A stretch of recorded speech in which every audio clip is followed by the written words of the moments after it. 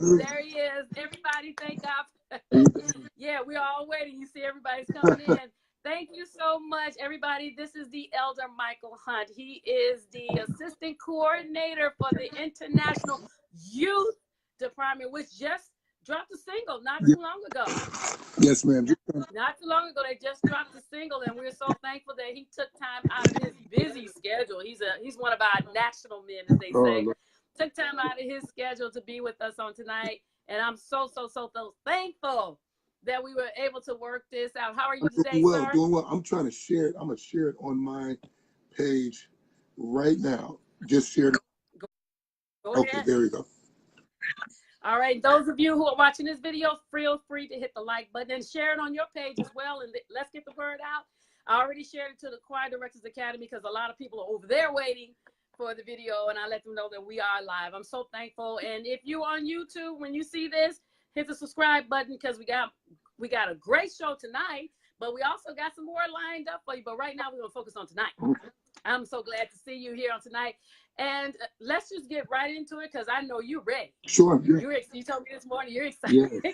You're ready. So let's just get started. I gave in your promo, I showed some of the things that you did. And I couldn't list everything. So now I'm going to give you the opportunity to let everybody know and share. Oh, Lady Bridget Plater is on. Give us an opportunity. Just give us a snapshot of who you are. Sure. Well, I am Elder Michael Hunt. I have so much, a lot of experience in music. Amen. But of course, my story starts in church.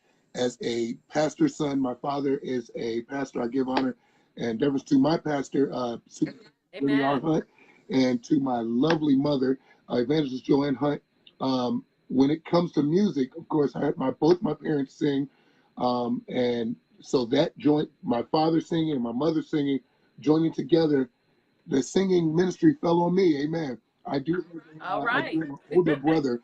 Maurice, who is about 3 years older than me, and I have a younger sister, Kim, is 2 years younger than me. Of course, we've always been in the music ministry, and so we've grown up that way. My first hymn I learned from my mother. I started off playing the drums. I was a drummer, and I started playing the drums for many years, and then my mother started hearing that thing in your voice, oh, you like you can sing a little bit. So she started teaching me then. I remember we sat at the kitchen table one night, and she said, "Hey, Mike, sing this song." And she started singing the words, and so I started following her. And the song was, I cannot think of the name of the song, but it goes, "I may not be the best at anything, nor am I the best of many things. Sometimes I feel like I'm the least of all." She just started singing that, and so I started singing it with her. That was the very first song I learned. And so from that point, that music singing ministry came into fruition for me. As a little kid, I started singing. I started leading the song, "Oh Lord, we praise you." And at Hezekiah Walker. I started singing, playing the drums at around age 14. My father entrusted me to take over the youth choir for our church. At 14, yeah, I'm teaching parts, I'm teaching notes, I'm directing, I'm doing all of that. Around the age 17, God called me to ministry, and when He called me to ministry, I said, God, immediately when you hear you're being called to ministry, you start thinking, I'm preaching, I'm like, Lord, I don't know, And so what happened was, actually that was at the age of 16. At the age of 17, in the middle of a Sunday morning service, what happened was a young man that was supposed to lead praise and worship at our ministry got sick and could not make it to the service. So my father says, "Come on, Mike, I need you to lead praise and worship." I want to play the drums. Drums were my ministry. Right, that's the pastor's kid, though. You got to come and do everything. Amen. Right. So I started leading praise and worship. The Spirit of God fell in that service, and I mean, it like none other. It was one of those services that the priest could not stand to minister. It was one of those types of services. And my father walks over to me after I finished leading praise and worship, and he said, "The Lord has called you to lead praise and worship." And from the age of 17, to up until now, I'm 35. I've been leading praise and worship. And so God has truly blessed me with leading praise and worship. Again, that was at 17. At around in 2009, I was called to be the not assistant coordinator, but administrative assistant of the International Youth Choir under the leadership of Pastor Okay. Kim Burrell. Right. Pastor Kim Burrell came to DC, where I'm from, and she was the guest speaker of a service that was honoring Dr. Ricky Payton, who was one of the Okay. Yes. former, Phenomenal yeah, apologist. Oh my God. former VPs of the International Music Department. He was the guest speaker. Our church choir was the guest choir, and my father was the guest MC. So we're up singing, I'm directing, and she leans over to my father. She says, "Who is that young man?" My father's like, "Oh, that's my son, Michael." That's my cousin. Yes. So she's like, "I want to meet him after service." Long story short, after service was over, she says, "Young man, I want you to give." There was a Sunday night. She said, "I want you to call me on Tuesday morning." Well, Tuesday morning rolls around. It's 8 o'clock in the morning. I'm nervous. I'm like, I know I got to call her. I know I got to call her. Right. I call her at 8 a.m., not thinking that she lives in Houston, Texas, which is an hour behind. 7 a.m. Right. But guess what? On the first ring, Pastor Kimberell answers, "Hey, honey, I've been waiting for you to call me. So this is what I..." Amen. That's awesome. Yes. So that's when I first started working with the youth choir.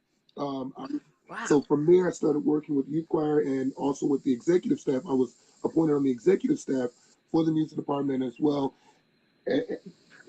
So much is happening. So much happening. In 2012, that's when Dr. McAllister appointed me as the assistant coordinator of the International Youth Choir under her leadership and under Evangelist Vanderlyn Kennedy, who was the coordinator for the youth choir. So ever since we've been working and doing this. Wow. And I also recall, I think it was last year, Revival Fire. Didn't you get somebody call you out and you stood there in shock? I was like, Michael Hunt, I know who that is. Yeah. And you were the only person with the I was like, oh wow. I'm sorry, Prophet Todd Hall. And now let me tell you about this service. I wasn't even supposed to be there. Oh. That night, the youth choir was singing at another service, but the staff of the youth church, they entrust us to make sure that there's music, make sure there's things in place.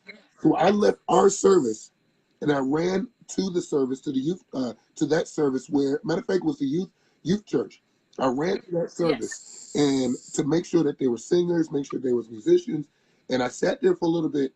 Next thing I know, there's a Hunt. That's what we were all sitting there like. I wasn't supposed to be in the service. I wasn't supposed to be in the service. And that's how I know it was of God. And so one of the prophecies that Prophet Todd Hall mentioned was that I would have one of the most, I guess, greatest albums to be released in 2019. And that's what I'm looking to finish. I'm finishing up my single now. It's just about done. We're just adding some pieces to it, and my single should be released at first quarter of 2019. And then everything else will be done. Yes, ma'am.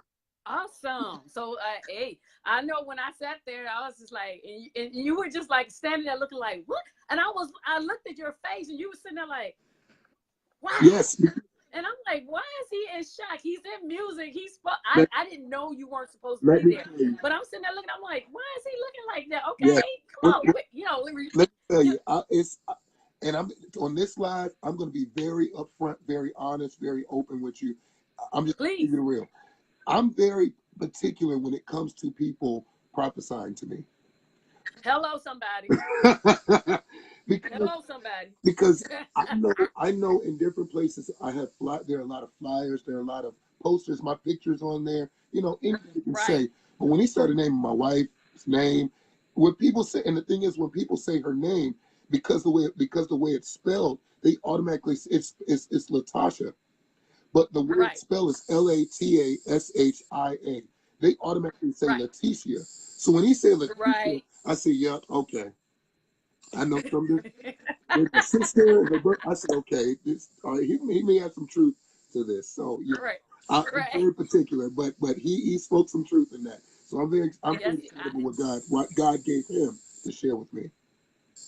exactly. Because when I saw your expression Mm-hmm. when he was talking, I was like, "Oh, he hitting some home. He hitting home here." Yeah. Because you was just like, "Man, no." Yeah. I thought that I'm so glad, and I'm thanks for sharing your history with. I like to do that. Yeah. I want everybody to know, even though I talk to people and find out who you are, of course, Yeah. before I bring you on. Right. But it's better when it comes from you. Right. And I want them to understand that you're not just, as they say, talking out the side of your neck. Right. You really have Yeah. experience and understanding in the field of music. And we all do. And I'm personally not afraid of anybody. I mean, I understand I don't know everything. I'm good at what I Right. do because to God be the Yes. glory. But then there's somebody that has another way of saying Yes.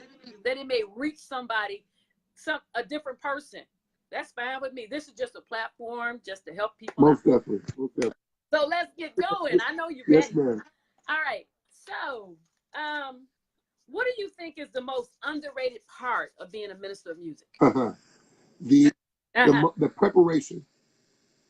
Okay. This is one thing I tell my staff, my music staff at my local church. Mm-hmm. You have many departments. You've got many auxiliaries. You've got the youth department. You've got Yep. the music department. You've got Sunday school. You've got all of these missions. You've got evangelism. You've got other auxiliaries. You've got the usher board. You've got you've got so many parts when it comes to church. Yes. But the music department, no matter what's going on, will always be used in a service. Yes. For You don't sure. need yes, you need ushers. But what if the usher doesn't come? There's still going to be someone playing an instrument, or there's still going to Mm-hmm. be someone leading the service. And so, Yes. one thing I tell the staff, and I tell people all the time, we are the most used auxiliary in the church, Yes, we but are. sometimes the most unappreciated. Yes. See? Say a word. Speak We, it. Speak it. the music department is the most used and most, and I don't want to say used. I don't want that to sound too bad, but Right. But it's true. we're the most used position and most used auxiliary, but we're also the most unappreciated. And I think a lot of Yes, we people are. underestimate the preparation. For me, Yes. my preparation from Sunday to Sunday begins on Monday. So that Yes. after you've done praise and worship, you've sang, you've done all that. Monday morning, you're preparing for the following Sunday. Yes, you are. You're, Good to hear somebody Yes, say you that. have to. And I know, and again, I know I know my staff will tell you they'll oh my Lord, Mike, we just got finished having 3 or 4 services Sunday. You're already talking about next week. Yes. Yes. You have to. To you have to You come have. ready. You have to come, because how can you really be a conduit for the Spirit of God if you're not Right. ready? You have to prepare yourself. And I totally agree with you. A lot of people, like I always mention, that people, all they see is the glory That's right. side when you standing there and you telling people what to do. But you have to have experience and understanding behind you in order to tell people what That's to right. do. That's right. And you're not, and with you being the minister of music, there's a higher level of dedication you have to exhibit. Because one thing I do know is that when you're directing a choir, you're teaching people, you only get about half of what you put Right. out. So you have to be at 200% almost to get 100% back from them, or else you're not gonna be favorable in the eyes of the people. Listen, there are many days, there are many nights. For instance, my church, we have 7:30 a.m. 7:30 a.m. Sound check every Sunday. Okay, We have an 8 a.m. service, awesome. we have an 11 a.m. service, and then a lot of times we'll have an away service or we'll have something going on. But that 7:30 sound check is mandatory. There are times that That's awesome. because of my travel, because of my work schedule, I'm not getting in bed until 4 o'clock in the morning, Sunday morning. Wow. So, so yeah, Okay, we. yes, ma'am. Yes, ma'am. A lot of times I'm getting off work or I'm coming back in town because one thing I will say, a lot of times no matter how much traveling I'm doing, no matter how much work I'm doing, I'm gonna unless I can't be there this Sunday morning, I'm going to be there on Sunday morning. So that means Yes. me getting in bed at 4 a.m., waking back up at 6:45 to make sure that I'm there by 7:30. If that has to happen, I'm doing it. And a lot of times I'm beating some people that are in bed before time. So what I do is I take away the excuses. Oh, Elder Hunt, I got in bed late. What time did you get? I got in bed after midnight. I would have Still loved. waiting for I would have loved. 4 a.m. And then it's not. And then again, it's not to make them feel bad. I want to. I No. want to be an example for you that Yes. that if you've been given a job and an assignment to do, you have to fulfill that assignment. Yes, you So do. yes, yes. And my father, again, is my pastor. I really have to make sure he looks good. Ex- a lot of people don't understand that, but being a pastor's kid is more than just sitting there. You're working Your all the work, time. Even when all the everyone else is gone, you still you still working. Even when your parents have walked away, you're still sitting there working and doing things to make sure to take the stress off of them, because you want them to have a long life. But it also right. it's just part of you. It just comes with the job. It just comes. That's right. It becomes a part of you That's because right. you've been in it so long, and it's just like you can't sit there and not do anything. Right. It becomes a part of you. Right. Let me give a couple of shout outs because everybody's on here. Elder Kevin McGee, Donald Buster Woods, Daryl Warner, Demetria Triplett, Beatrice, Clifford Davis, Sherry Pig. That's our third jurisdiction chair lady for the youth department. Pastor Michael Thurston, Calvin Blissett, author Don Mayberry, Lady Bridget Plater, and Nat. There's some other people on here. I just can't see them, but I'm thankful that they're there. They knew you were coming. All right. Now, this one is targeted more as your position that you currently hold now. Yes. As the leader of the largest youth choir in the world, how do you inspire or motivate them to participate in the choir? Because we get the young people. They say, well, young people, you can't get them to do this, you can't get them to do that. And that part I really can't relate to because I'm fourth generation baby. Yes. So I mean, it's just innate in me to do things, to participate. I don't even think about not participating. Amen. But for someone that's new, coming in, they say, well, how do you get them to participate? I can't get the young people to join the choir. So now I saw you all do your recordings. Massive. You had young people from all over the country participating in this recording, and they were phenomenal. They sound so good. I was like, hey, can I just have your front row? I did. I was like, okay, I don't even need the singers over here. I know they're special. They're talented. I just take that front row right there and do what I got to do. So how did you all motivate them? And I know Sister Vandalyn is a wonderful person. She's very energetic. I've seen her work in the national for years, even being on the praise team, on the Levitical praise team. So how did you all do that? Because it was, you just had roles. I was just like, wow. There are three elements to that. The first element is the scripture, with loving kindness have I drawn thee. You have to make the young people feel like you care about them first.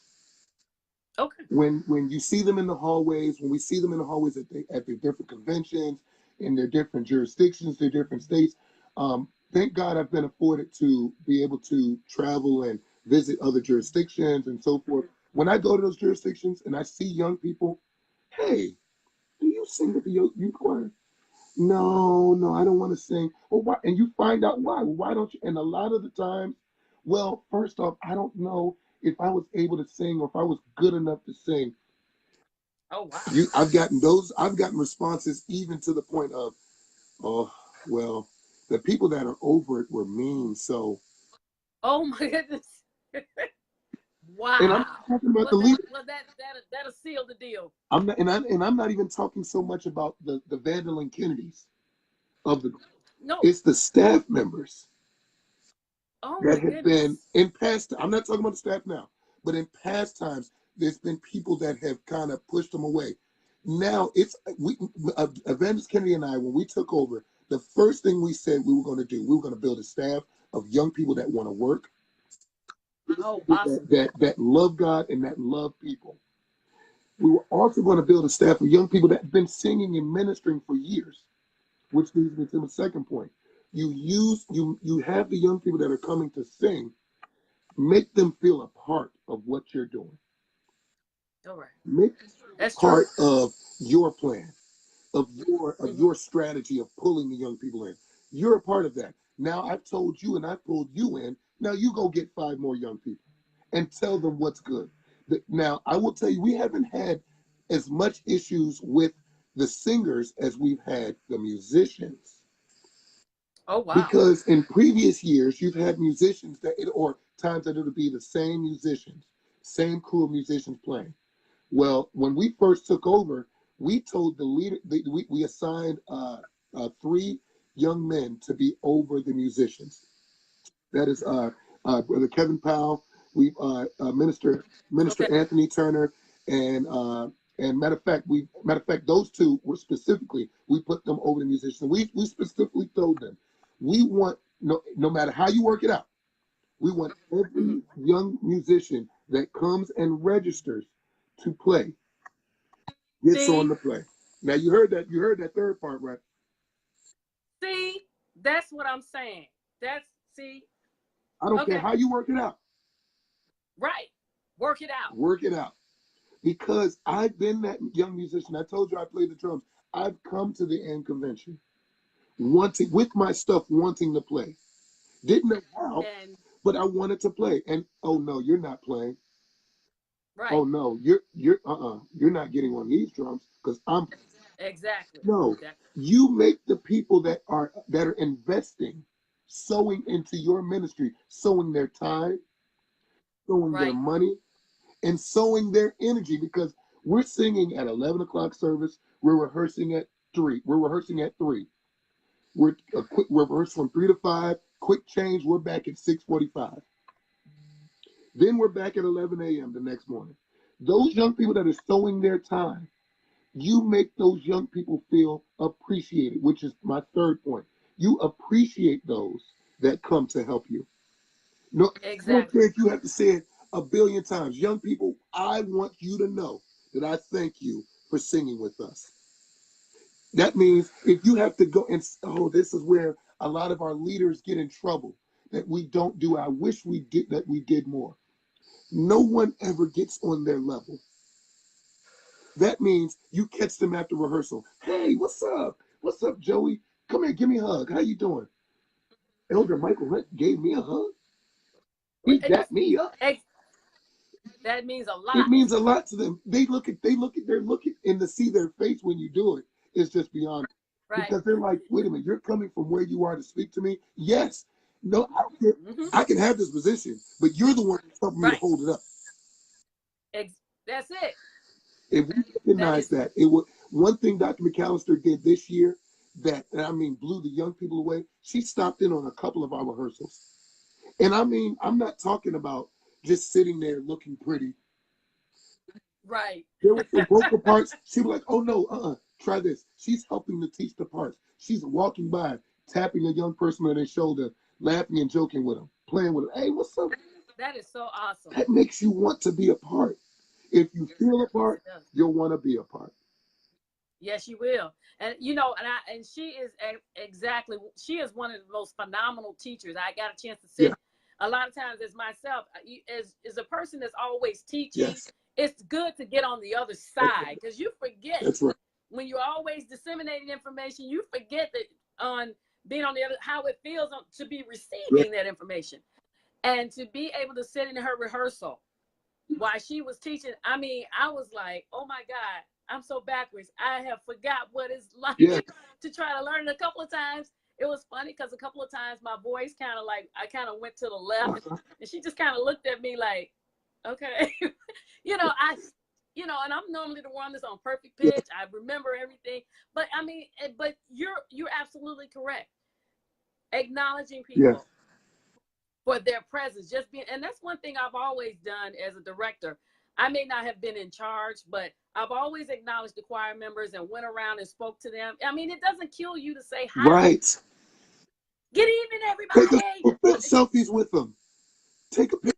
That doesn't take anything away from you. And I think a lot of people, they strive so much to get to the title that you forget what it's like when you were back there. And that's a good point that you brought up about allowing all of the different young musicians to play. Yes. Because it is a restricted group. They keep you, no, if you're not in this, no, you're not doing anything. But that invokes like, it makes a gathering, so to speak, and it makes them feel, as you said, make them feel important, but it also opens up their genius. That's right. Because they have so much knowledge. I mean, they sit there and run. I don't run all over them keys like that. I do something.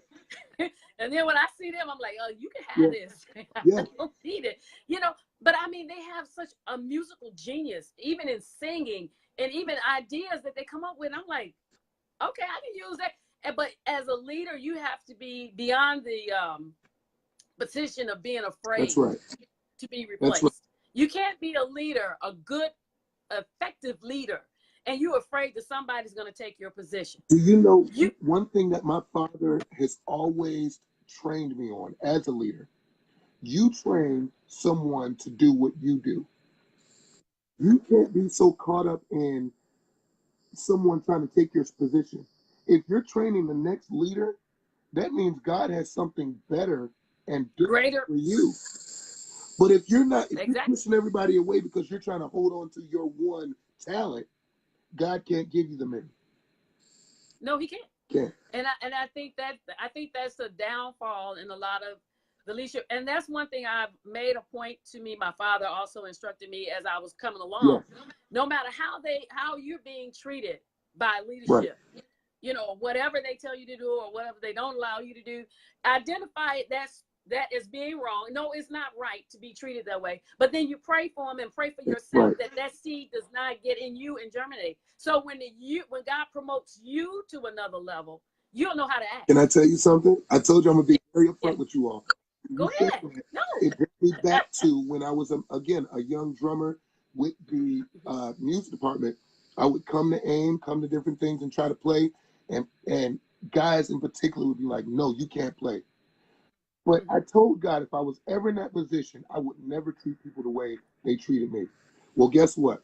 Exactly. When I took over as the assistant coordinator for the youth choir, some of those same musicians that told me no had to turn around and ask me if they could play. See? But then you were already prepared in your spirit. Come on.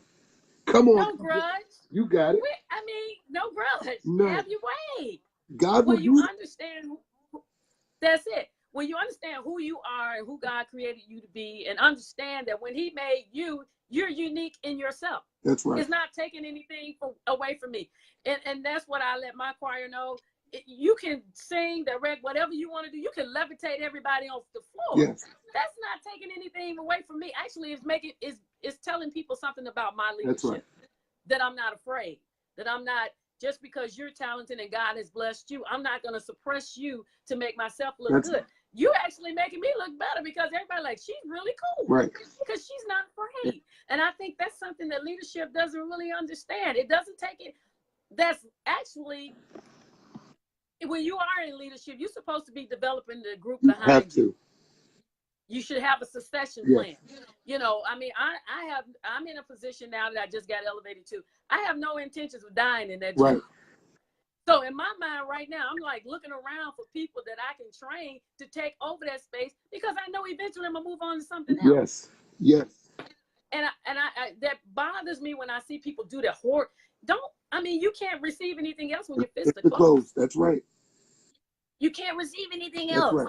Oh my God, this is so awesome. Yes, and as Daryl said, we need to mentor other people. You have to. And Mother Harris said you have to have a godly attitude, but stern. Yes, most definitely. And you must, and this is something that I see that's lacking a lot, and I'm glad that you instructed those two young men to work it out. Fairness. Yes, you have. We must be fair. And I tell people, even in corporate America, I tell them, I say, you know what? You don't have to be saved to be fair. That's right. That's a character trait. Character trait. That's right. And even being nice to people. It can happen. That doesn't take anything away from you. The greatest, the people that the folks that people want to follow are the ones that are going to help them go to the next level. I can tell you a handful of young people that will easily follow me because they know that I'm going to train them up. But I'm not going to Yes. I'm not going to let them just do anything. I'm not going to let them Exactly. walk over, and I'm just not going to let them, haphazardly work and do things. No, I'm going to train you the way I've been trained. And like the young lady said, you have to be stern. You have to be Yes. respected in what you do. But there's a way to do it and to be nice and while letting them know, hey, I still love you. It's Yes. been many times that Dr. McAllister has said, Mike, this is what I need you to do, or you didn't do this. Then the next moment, I love you, right? Right. So you're sitting there like, oh Lord, she just, yes, I know Oh, you wow. like that. But it pushes you. It pushes you to go and do. So all of those points are great. Oh, you know what? Someone has a question for Sure. you. They said, what is your take on praise leaders begging the congregation to come on instead of just start singing or praying? You know how they talk to you. He said, what is your take on that? or I guess, is that necessary? My take on that, again, it goes into my training. Again, I love my father. I love my pastor. I love Dr. McAllister. Between my father and Dr. McAllister, I learned praise and worship. One thing that both of them have said in two separate events that I caught on to: if it's not in you, it won't be portrayed to the people. One thing my father, I used to do that. Come on, everybody, come on, give God some praise. Come on. And after I've done all that, my father called me off and said, hey, Mike, there's a scripture that says, not by might, nor by power, but by my spirit. But then he'll flip it and say, not by might, Mike, nor by power, but by my spirit. spirit. If the people don't want to praise him, that's the thing that blows my mind. Is your praise going to be the same if it's one person or if it's 100 people? See, right there. See, right there. You might need to say that again. Is your praise, Say that again. no, let me say it like this. Is your praise to God the same with one person in the room as it is with 100? See? If you've got to keep begging people to praise God, it's not in you and you don't have a praise. But the praise to God should flow whether it's you in the room by yourself or whether it's two people or whether it's 1,000 people. It doesn't matter. It should never matter. It should never matter. Never. It should never matter. So my take on it is, you need, if that's what you have to do to praise God, then you need to go back and seek God's face for some more power.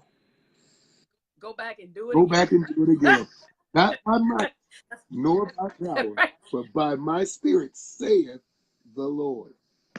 That was a good one. Not by might. Not by might. He made it personal. And I used to say, oh, Lord, you're right. Not by might. So when I would get ready to say, come, hallelujah, we give you glory, Jesus. I give you glory. I give you honor. I give you praise. I'm not worried. And even if you got to close your eyes and imagine 1,000 people, that's what you got to do. But you can't rely on some of these people, because some of these people, they come to church like, well, how you going to lead us in praise and worship? What are you going to do? What are you going to do? That's true. What are you going to do? That's true, because people come in and they have all kinds of facial expressions and they just look at you. And, I used to hear my mom say that all the time. And she was like, I don't look at people when it comes to praising God. I just go and do what I got to do. And if you feeling what I'm feeling, you'll get with me. If not, that's right. That's right. And a lot of people, they see me directing and stuff at the National Church, and I dance. I get into everything I do. But at home, I'm crazy because I'm at home. You may catch me jump off the pulpit. You may see me. I'm just crazy like that because I love God. In 2005, I sat on the edge of my bed getting ready to commit suicide. And when yes, the enemy knew the Michael Hunt of 2018. So he tried to keep the Michael Hunt of 2005. So I told the Lord after I ask for his forgiveness. I told the Lord, I'm going to give you everything that I got. And I refuse to give God less because he kept me. I was dumb, but he kept Oh my me. God. He sure He kept you. kept me. So My I'm God. crazy. And again, that leads me back to what I'm saying. I don't care what people are doing. You can No. sit there if you want to, but you're going to watch me give God praise. You go watch me praise him. You definitely going to do it. You're going to do it. You're going to do it.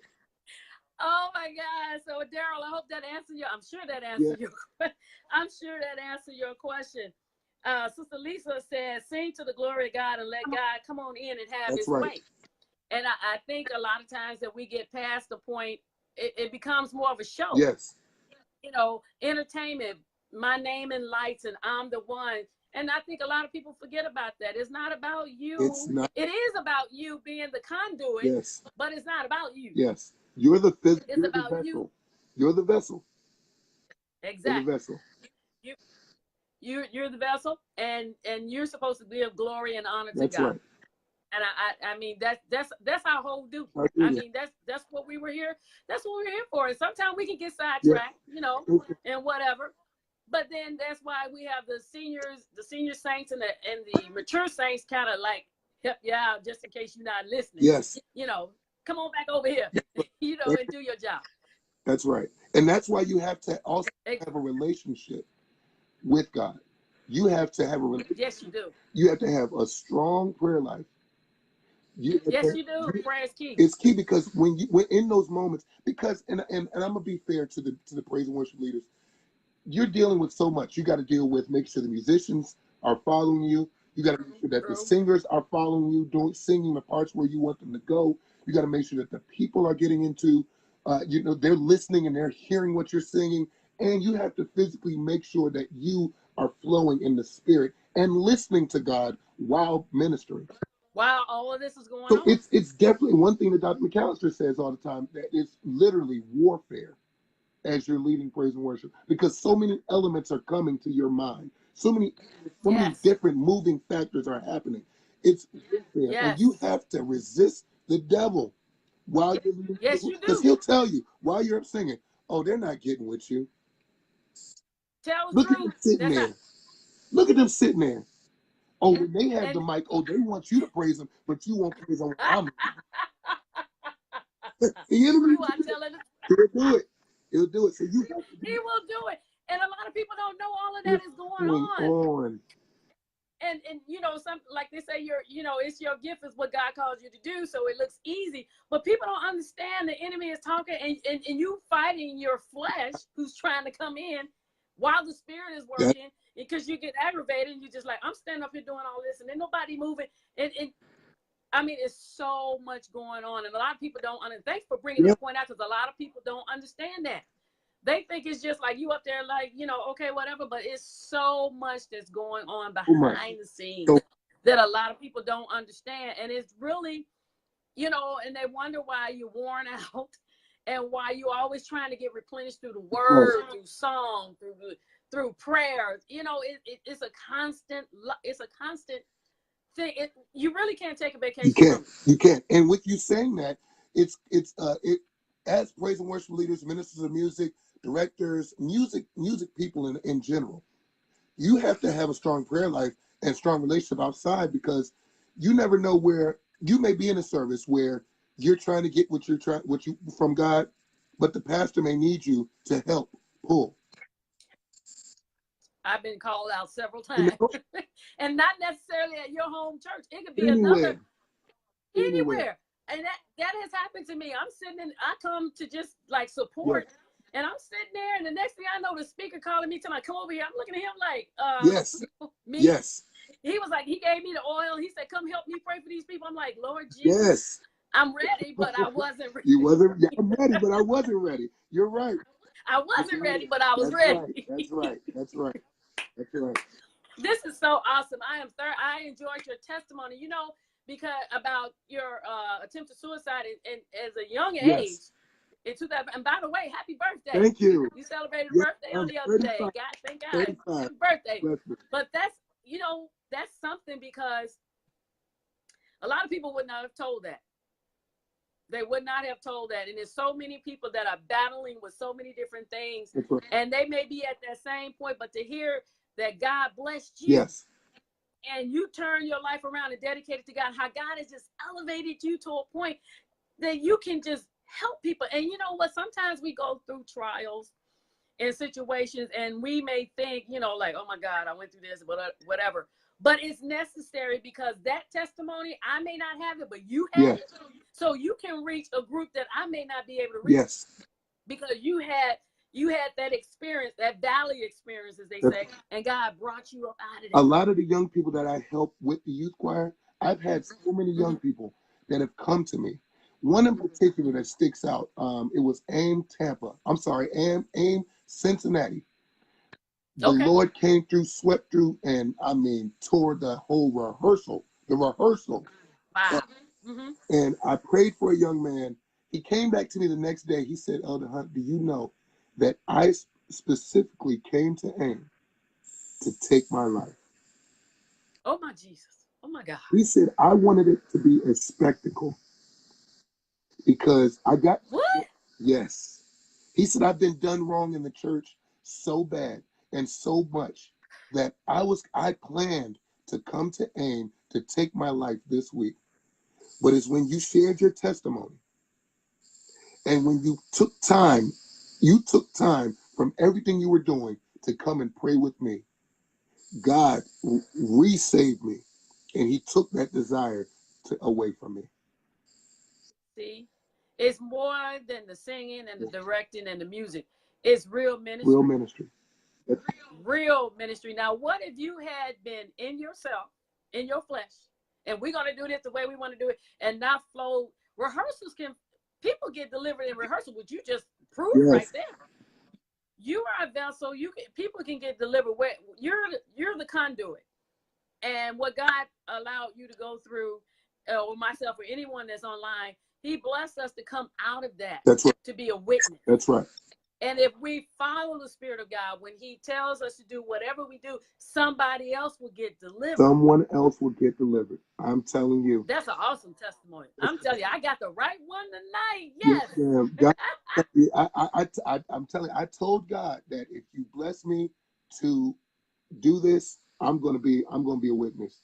And sure enough. Yeah, I'm telling you, you blessing me. I'm telling you, you blessing me. I appreciate it. Now, what are some of the life lessons or skills that you learned? Now, you've been doing this for a long time, as well as myself, but you've been doing it for a very long time.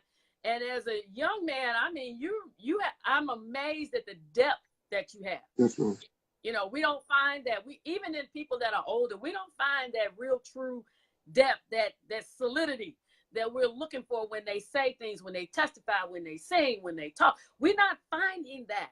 Yeah. And people, you know, in leadership, you need that. That's not saying that you don't make mistakes and you're perfect or whatever, but we need to know that what you're telling us has been applied to your life and it's a part of you. Yeah. And this, I'm really blessed by your testimony to see your dedication and how I've seen you on the stage. I've seen you in the national doing whatever, and I can tell, you know, and that's what a lot of people don't understand is people can look at you and tell when you're dedicated. Yeah.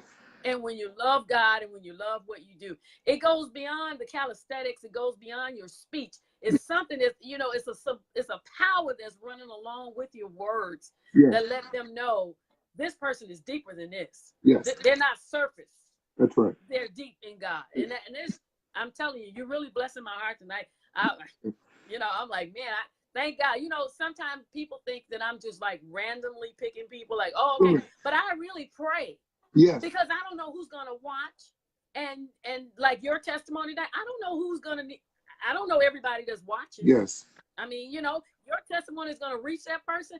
I ask God, give me the right person. I may have that for them to be on a particular day, but then he may change the schedule because he kept changing your schedule. Yes. But for some reason today he wanted you on Thursday. That's right. That's right. And you know, I'm like, okay, God, if that's what you want, because I don't know what you're doing, but my purpose is to be in the perfect will of God. Right. And as long as people are blessed, I'm all good. Yes. Now, back to my question. I started. What skills or life lessons have you learned that would benefit future directors, because a lot of young people have aspirations of doing great things, and that's awesome. Right. I have had them to tell me, I want to be a director, I want to be a musician, I want to be a preacher, I want to be this, I want to be that. And that's awesome to admire things that you want to do in the church. Yeah. You want to do things for God. Right. That's awesome. And a lot of times those things can translate into the world that you use those same skills, right, those Sunday school speeches that we taught, help us in our jobs to speak before people and do a lot of different things. Sure. So if you were talking to a group of young people that have aspirations of doing great things in the church, what life lessons have you learned that you would share to them? One thing that I tell a lot of up and coming musicians and singers, that you need to find some, or either someone or some classes or something to sit in. One thing that helped me with the National Church, especially working under the leadership of Dr. Judy McAllister, she remembered me from sitting in her praise and worship classes every year. Both my mother and I, she would make sure, she was like, all right, Mike, we're going to AIM, so I want you going to classes. She would let me pick my classes. And one of the ones was Dr. McAllister. This is before she even became the minister of music. She was just she was the praise and worship leader over St. Judah First for the National Church. And so she'll be teaching that praise and worship classes. My mother would get me up, and we'll be at her class at 8 a.m. every day during the AIM convention. I would sit there. I would take notes. I would learn different things. I would sit under other praise and worship leaders, see those things that they're doing. I would take them and apply them at home.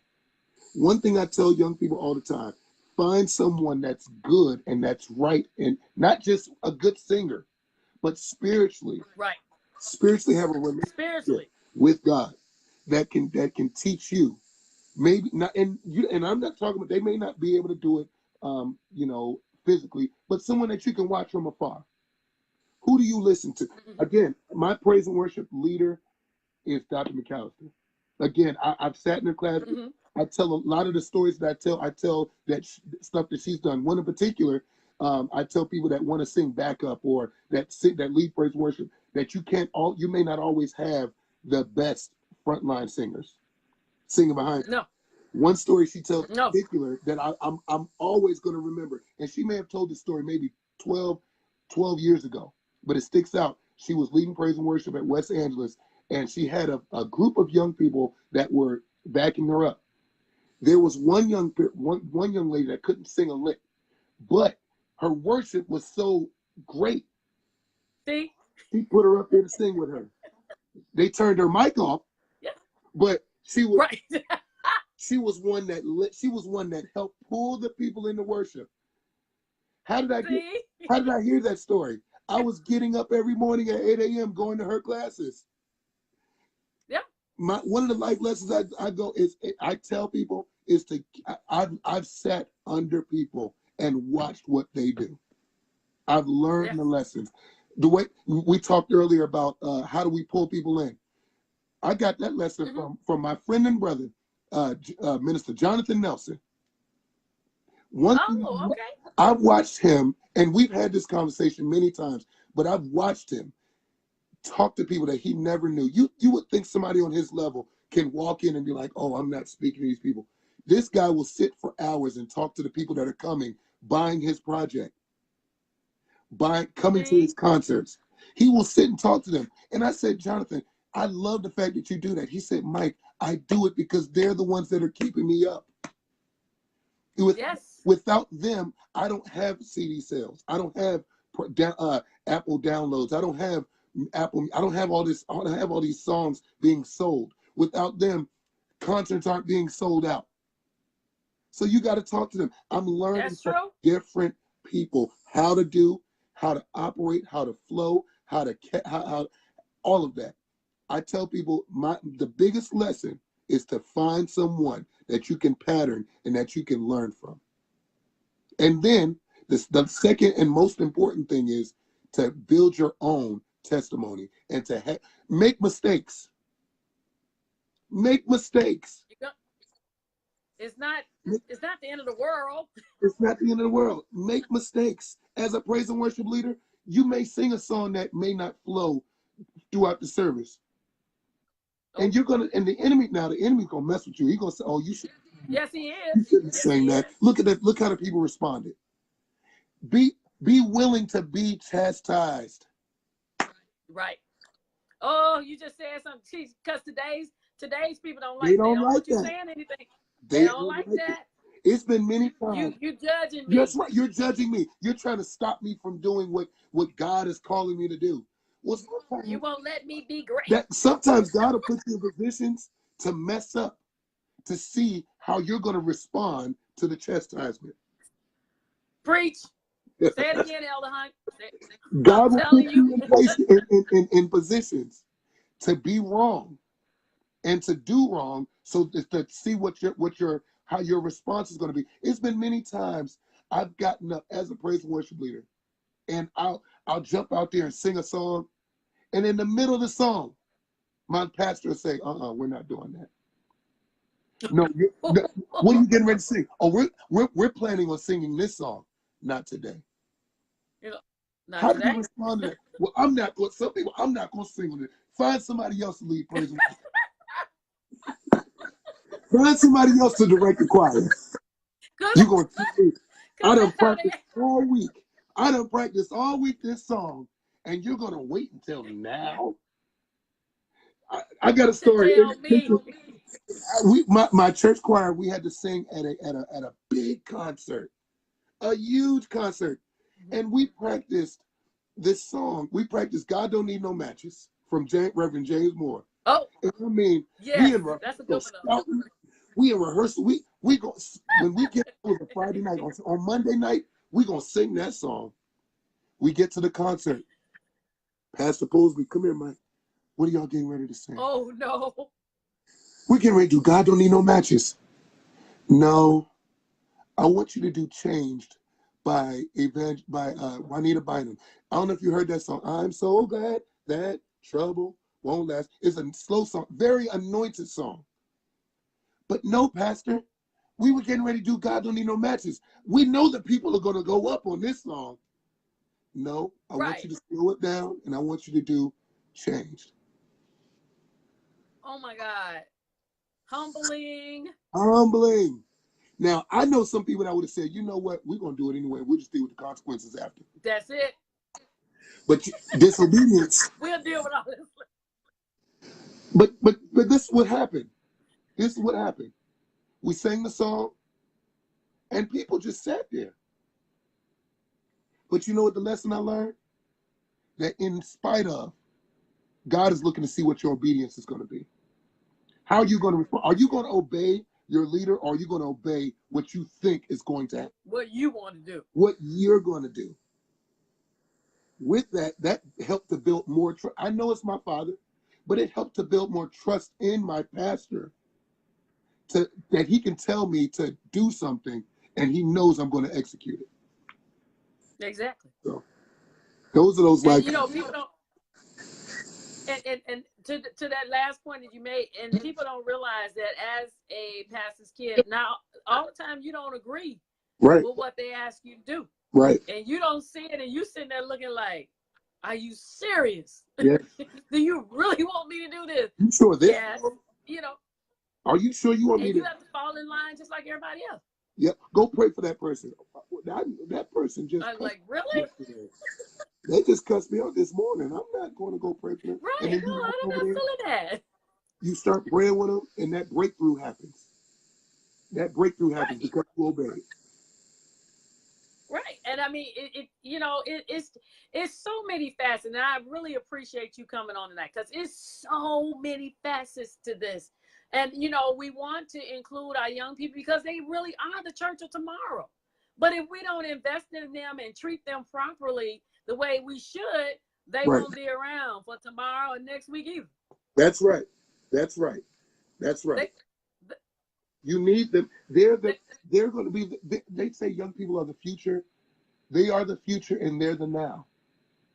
How are you preparing them? They are. How are you preparing them? How are you teaching them? How are you getting them ready? Yep. That's the key point right now. And listen, you know what? I certainly. We had I mean, it was so many people that came on, and so many names on here Sure. that people that just came on to watch, and you gave us so many nuggets. I mean, I could feel the presence of God through what you were saying. I was like, I don't even need the key to hit the key. I don't even need music, because music is in me, yeah.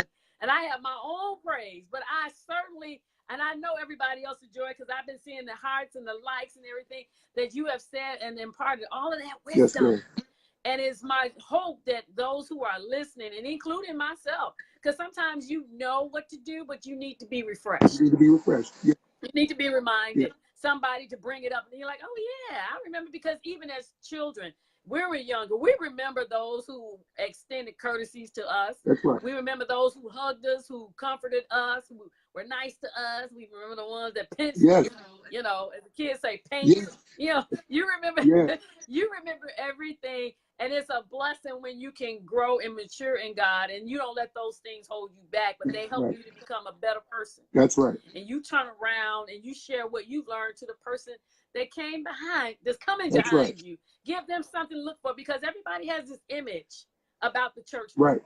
And I feel that it is our duty as the leaders of now to show them, no, we're not like that. It's not like that. You know, I don't know what's going on over there, but all of us are not like that. We do operate in the spirit of God, and we do follow him, and we do follow leadership. Yeah. He said, follow me as the Bible tells us to follow. Apostle Paul said, follow me as I follow Christ.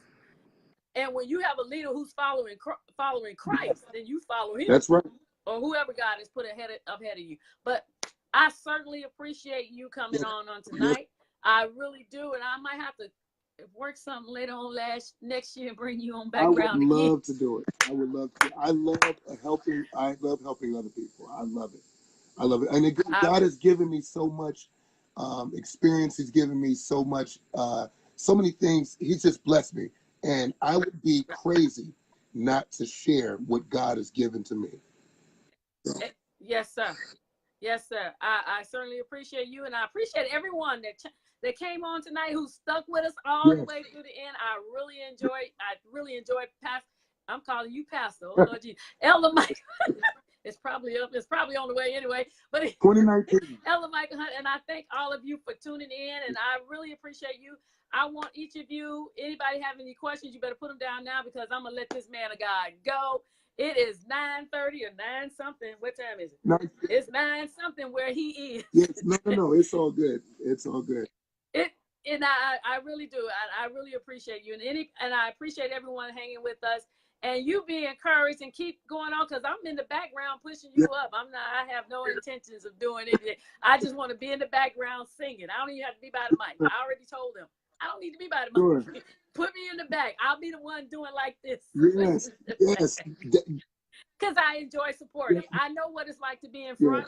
So it's one thing when you know what it's like to be in front, you can be a great supporter. That's right.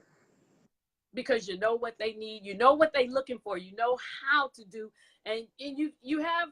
I find it's not hard for me to follow. I don't have a problem with it, you know, because I realize what my role is. My role is to help and be a guide and a light to others, so that they can see Christ and become who He wants them to be. That's right. The best leaders are the best followers.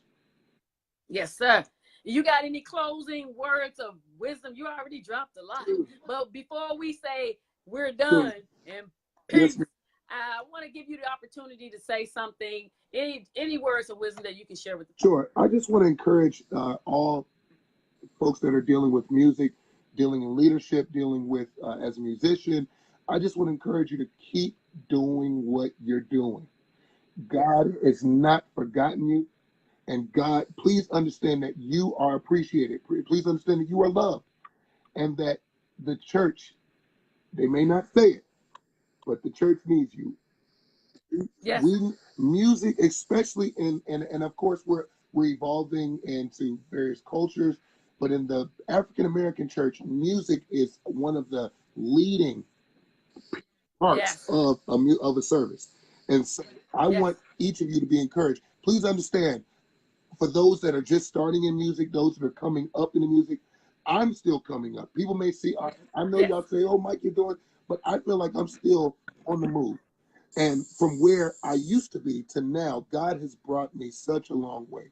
And I just want God to know that I appreciate him for all of the lessons, all of the different things that he's taught me, because those are the things that I'm sharing with others. And so again, I appreciate you so much for having me on this live. I absolutely love it. I look forward to it. Tomorrow we have at my local church, we're celebrating our music department anniversary. And so I'm doing a lot of running around. We're having a concert slash service, well, I would say a concert with a speaker, the Dr. Asaph Alexander Ward, who is very, he's a super producer. This young man has worked on Kim Burrell's, most of Kim Burrell's music, the Clark sisters, Dorinda Clark. He's coming to speak tomorrow. We have some others that are coming in from out of town. Billy Powell, Doobie Powell, all these young people are coming in to be a part of this. So I've been doing a lot of running around preparing for this. But one thing I kept saying is 8:30. I'm looking forward to 8. Thank you, God. Yes, yes. This is my this. You don't have to put me. You don't have to put me up to sing. You don't have to put me up to direct. Let me teach. Let me help others. That's my ministry. Yep. So I appreciate you. And I certainly appreciate it. And believe me, I'm gonna work this thing around. I'm gonna bring you in next year. I'm gonna bring it around and have you to come back, because I really appreciate you. And I know you were busy. I knew you were, and I kept thinking, I was like, is he really gonna be able to do this? But I thank you so much for coming through for me, coming through for a sister. Yes. Man, and you have a wonderful, and I pray that your concert, if I was in your area on the East, I would be there. I'm telling you, I would be there. But I pray that everything is a success, and that you continue to enjoy the rest of your birthday weekend, and everything just comes out, and God gets all the glory and the honor, and God continue to bless you and lift you up. Ma'am. Yes, ma'am. Stay encouraged. I appreciate this. What you're doing is great. This is amazing. A lot of Thank you, sir. Again, you've got so many leaders from all over, and you may not be able to fly them in or do, but thank God for social media. Thank God for technology. Hello. We could talk while I'm in Maryland. We could talk from across the world. We can talk. This can happen. So I appreciate you. Exactly. I want you to know that God has called you to do this, and so I appreciate you doing this and let me be a part. I appreciate. Thank you so very much for those words, and I appreciate you being willing. Yes. And we're gonna circle back around next year and bring you back, and we'll have another topic. But I'm sure you will have a word like you did on tonight. Yes, ma'am. God bless you, yes, ma'am. and God keep you, and everyone else that is out there is still hanging in there with it. God bless you and keep you. Have a wonderful evening, a wonderful weekend, and as I always end everything, God bless you and peace.